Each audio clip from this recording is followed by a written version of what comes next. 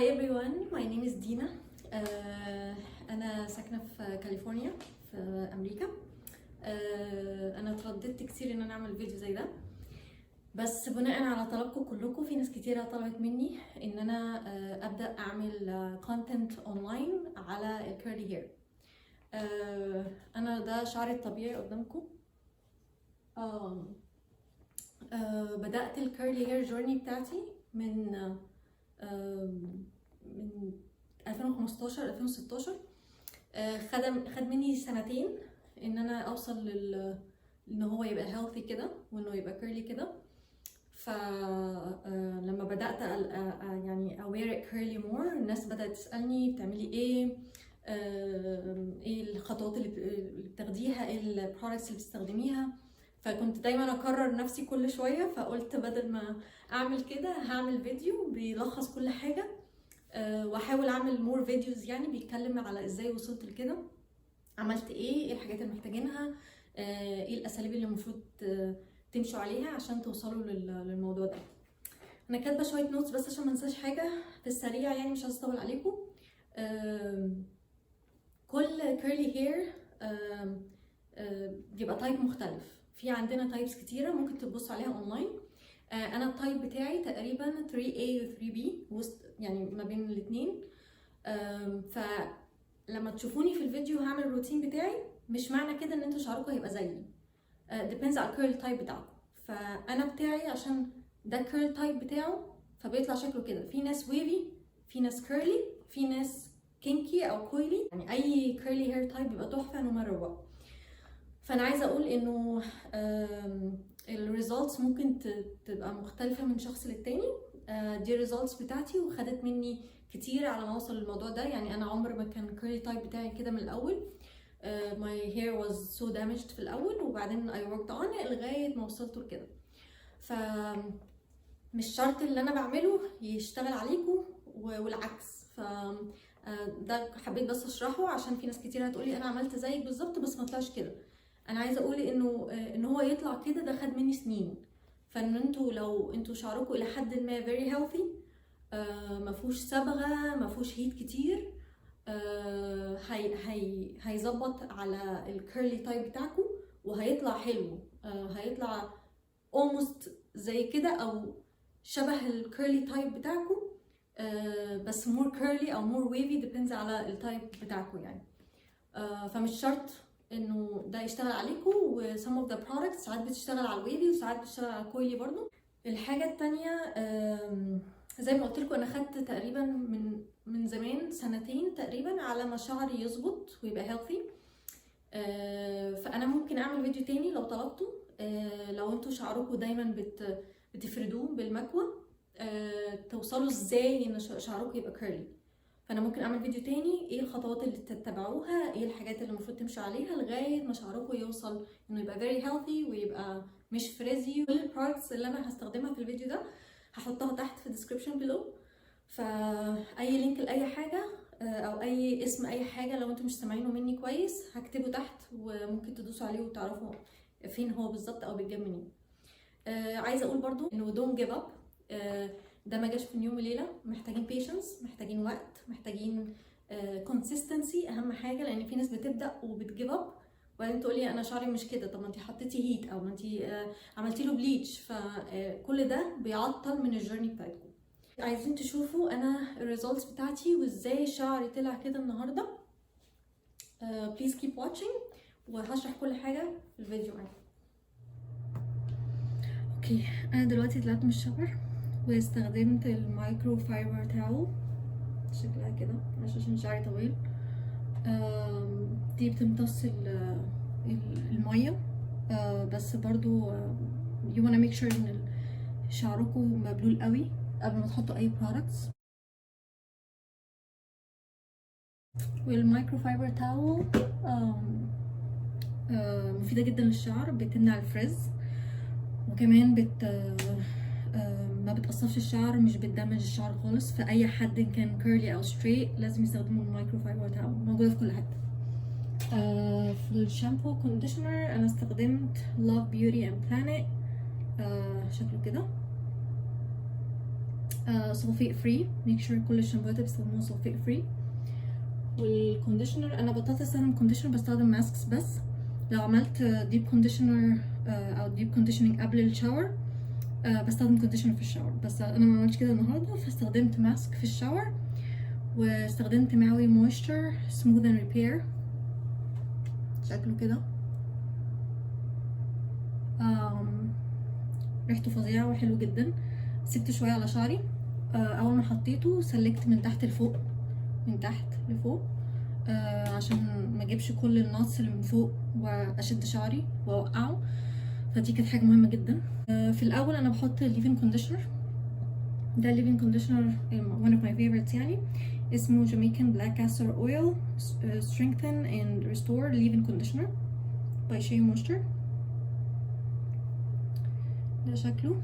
make sure it's كل الستايلرز اللي بستخدمها سولفيت سيليكون فري، فمش عايزين اي حاجه محطوط عليها سولفيت او سيليكون. انا ممكن اعمل فيديو تاني على الموضوع ده، بس in general rule مش عايزين اي سولفيتس او اي سيليكون في اي products بتستخدموها من الشامبو لغايه ما تخلصوا.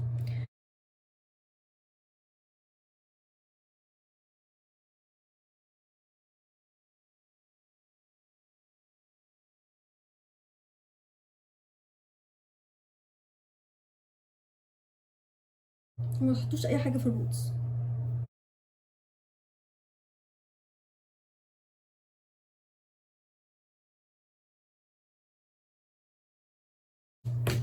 وبعدين بعد كده هقسم شعري اي تقسيمات انتوا محتاجينها.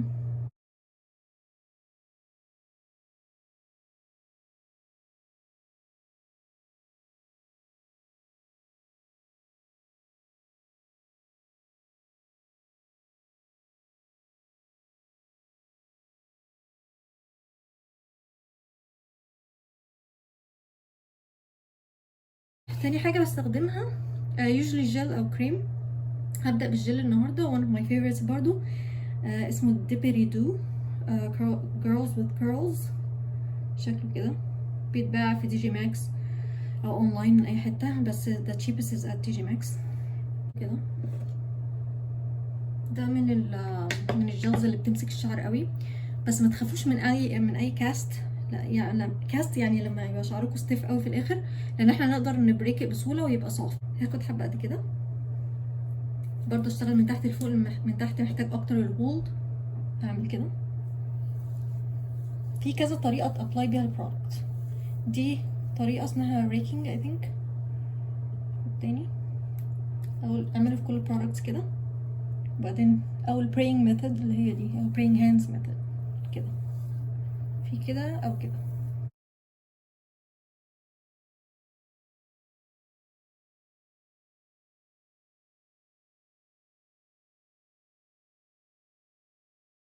بعدين بسكرانش لفوق، بعدين بمسك كده من تحت اطلعها لفوق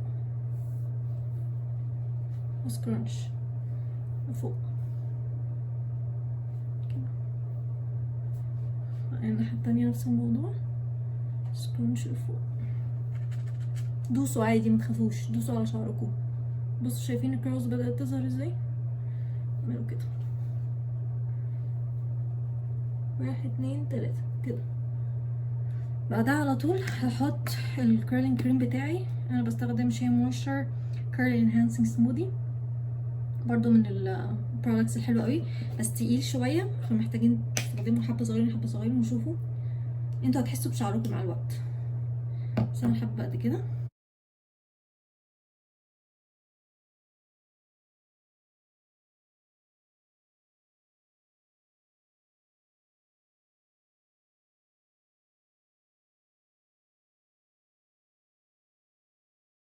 اديكوا شايفين اهو ده شكله. فبص لو في اي حاجه separated، يعني مثلا دي لوحدها خالص، فبمسكها في كيرل تانية والف، عشان مش عايزاها تبقى فريزي في الاخر. بعدين بعمل كده وبسكرانش لفوق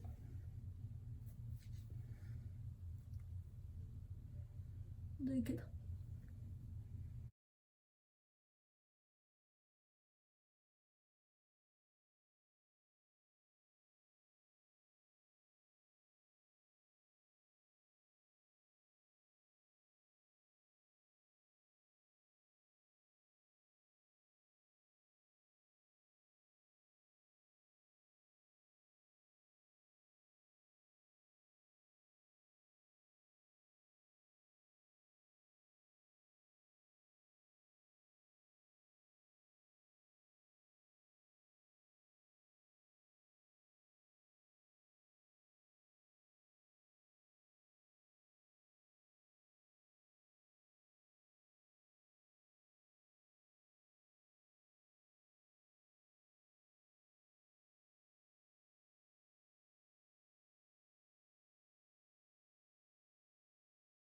عشان انا عندي القصه مش كيرلي بيرفكت زي بقيت شعري، فساعات بفينجر كويل. القصه هوريكم ازاي دلوقتي. لو انا قاعده في البيت مش رايحه حته ما بعملهاش، بس لو انا خارجه او عندي ايفنت او حاجه بعملها زي ما هوريها لكم دلوقتي. احط حبه صغيرين.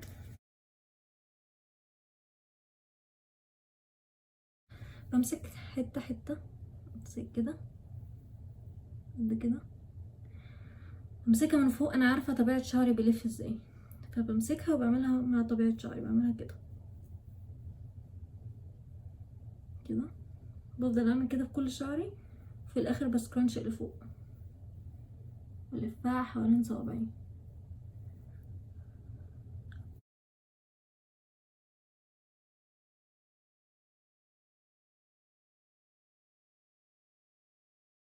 دايما برضو في اول الكيرلي هير جيرني بيبقى الشعر كله دامجد او كله ستريت، فبنعمل كده في شعرنا عشان ندربه يكيرل ازاي. مع الوقت بتبطلوا تعملوا كده.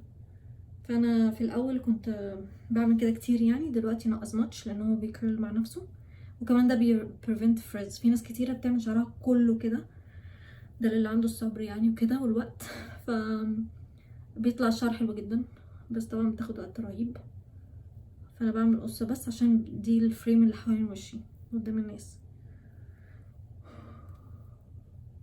بعدين بعد ما بخلص بسكرانش لفوق زي كده بالراحة قوي عشان ما تفكوش كل حاجة. بس كده. بعد ما بخلص خالص ال ال الكريم والجل، بستخدم اي اويل عندي. مثلا يعني مثلا ده واحد بستخدمه اسمه مايل اورجانيكس مينت الموند اويل، حلو قوي وبرده كلين، باخد منه حبه. ساعات بستخدم ارجان اويل، مارولا اويل، كوكونات اويل، اي حاجه.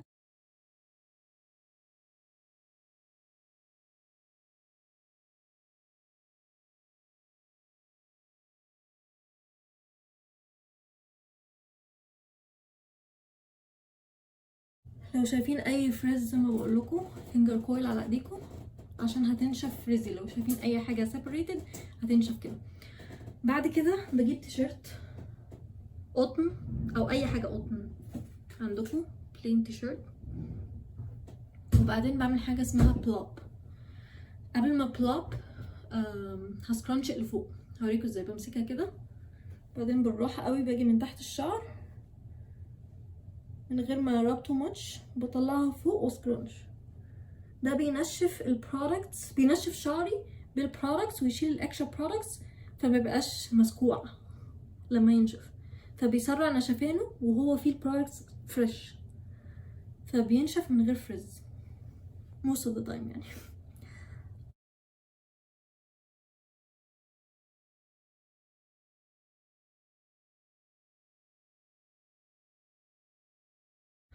بعمل كده وبعدين هوريكم البلوب. اوكي، بجيب اي تيشيرت قطن عندكم، هفرده كده، بيبقى ناحيتي انا، بعدين بعمل كده في شعري بالراحه جدا، بمسكه في حته واحده وانزل بيه، بعدين بمسك اخر التيشيرت اعمله كده، وبعدين الكمام واربط الكمام لورا. معلش شكلي مش احسن حاجه. بعد كده بسيبه 20 minutes وتعالوا نشوف ريزلت مع بعض. اوكي، احنا دلوقتي تاني يوم، وبعد ما عملت البلوب اللي هي من فوق دي سبتها 20 minutes زي ما قلت لكم، وبعدين شلتها وسبت شعري ينشف خالص. ما I didn't touch it، ما جيتش ناحيته خالص ولا لعبت فيه ولا اي حاجه. حتى لما بقعد في حته بجيبه كله قدام عشان ما يحتكش ورا ما بين هدومي وبين الكرسي، عشان دي حاجه مهمه. كل ما الشعر يتلمس او يجي اي حاجه تلمسه وهو بينشف يبقى تعرفوا ان هو هيبقى فريزي ومهلس كده. بعد كده رفعت شعري، هقول لكم ازاي. بالليل لما ينشف خالص بجيب حاجه ساتين كده، او ممكن الساتين بيلو كيس اللي هي بتركب في المخده، حاجه ساتين يعني، او دي لو مش عندكم. وبجيب اي استك، وبعدين بعمله كده، مش شايفين ولا لا. وبعدين بمسكه بالراحه قوي لانه ما بيبقاش 100% dry. بمسكه بالراحه كده، وبعدين بمسكه بتوكه مره واحده بس، ما بقفلش عليه كده. معظم الناس بيبقى شعرها اقصر فبتنام بيه كده، بس انا عشان شعري طويل هرفعه كده من على وشي، وبمسكه بكليبات، كليبس زي كده بالراحه قوي من هنا ومن هنا. بعدين بحط دي عشان الستان الناحيه دي فبقلبها، وبعدين بحطها على شعري كده. طبعا شعري مش او شكلي مش احسن حاجه، بس يعني هو ده اللي بيحافظ على شعري يعني من غير اي فريز. الصبح بقى بمسكها افكها بالراحه خالص.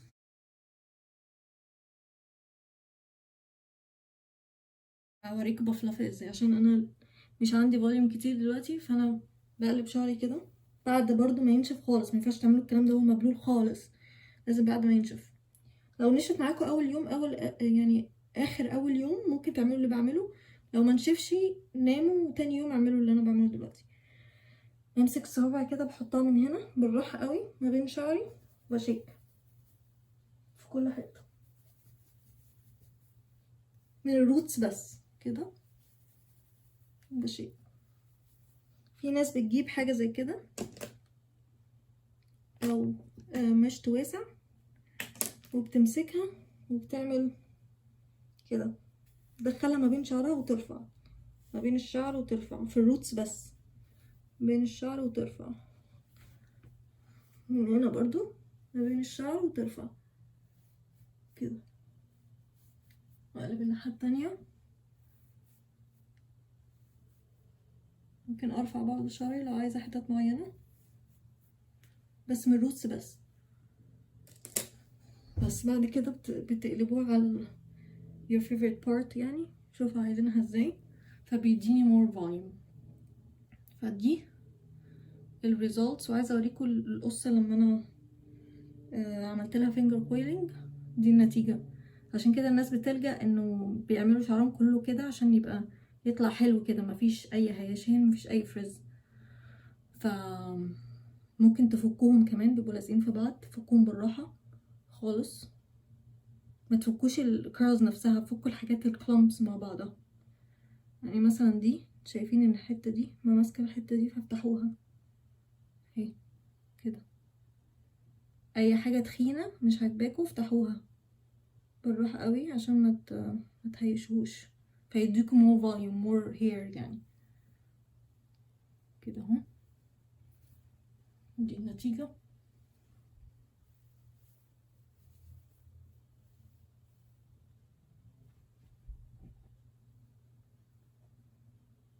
وكل طبعا شعر ليه هير تايب معين. انا تقريبا 3A 3B. موجودة اونلاين كير تايبس برضو ممكن تقروا عنها. فدي الريزلتس. مفيش تقريبا هيشان خالص. احلى يوم بالنسبه لي بيبقى تالت يوم اللي هو مش النهارده بكره. صحيح نسيت اقول لكم حاجه. الكاست اللي هي لما بتحطوا جل بيبقى ستيف كده او ماسك عامل زي السلكه، دي حاجه كويسه انا قلت فيها مره لما كنت بعمل روتين يعني. لو لسه شعركم فيلينج ستيف شويه، الحاجه اللي تعملوها عشان تبريك الكاست ده او تبريك ما يبقاش سلكه يبقى ناعم، تمسكوا شعركم كده وبعدين بايديكوا زي ما انتوا كنتوا بتحطوا البرودكتس تعملوها كده لفوق، سكرانش لفوق، بسيط قوي كده.